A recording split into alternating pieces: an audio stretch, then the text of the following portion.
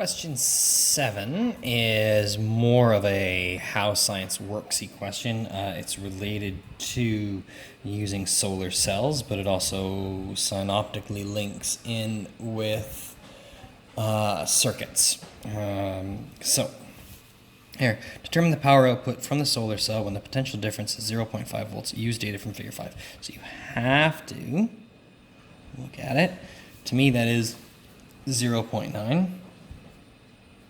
So power is I times V. We're given a V of 0.5 volts, and you should read 0.9 volts from there, which is 0.45 watts. Okay, 0.45. So you've got to read from the graph what the power and current are. Okay. This one here, lots of 1 marks on this one. What you've got to actually recognize is actually pay attention and note that the graph starts at 0.1 volts, not 0 volts. Okay, and at 0.1 volts we have a current, which means we have a power. So what they're looking for is that arbitrarily somewhere you're starting up there because you have a power. And yeah, it's just a straight line because your potential difference is increasing, but your current is not. Okay, so you would get a nice straight line. Okay, so that's your 2 marks. 1 mark for the intercept, 1 mark for the straight line. Calculate the area of the solar cell. So this one was tricky. Lots and lots and lots and lots of people got this wrong. Okay, so efficiency is output divided by input. Okay, and we're told that efficiency is 0.15, and we know that our output is 0.52. So our input has to be, well, I'll rearrange it here. So 0.52 divided by 0.15.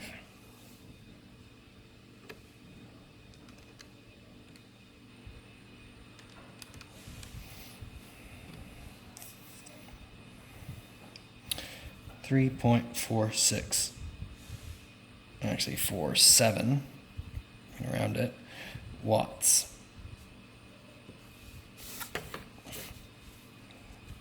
Okay, so we're told that there's a light intensity of 450 watts per meter squared. And so intensity equals power over area. Okay, so our intensity is 450 watts per meter squared. Our power is 3.47 watts, and we need to know our area.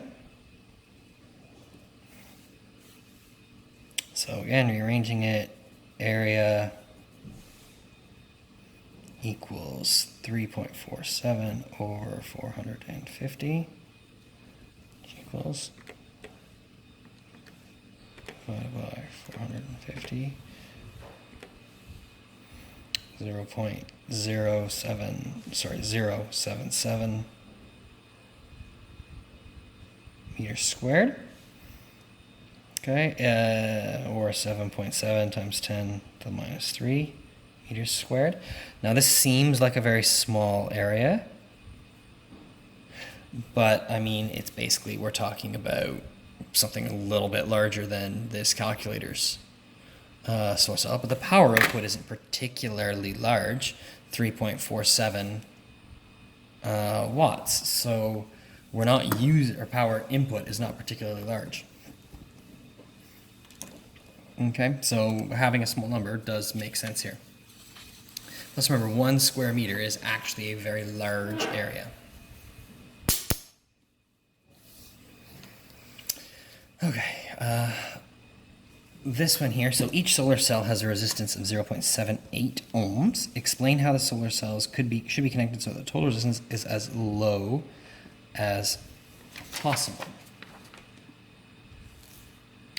Okay, well, here what you want to say is that connect in parallel. Okay, connect in parallel.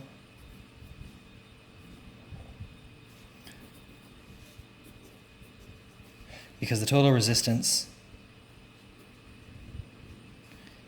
is lower when you connect in parallel.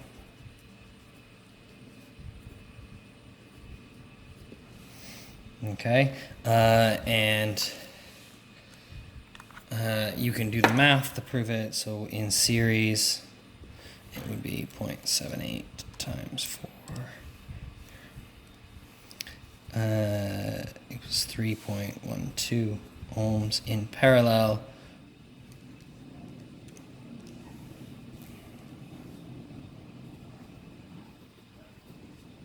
You end up with 0.195 ohms. Okay? That's it for question 7.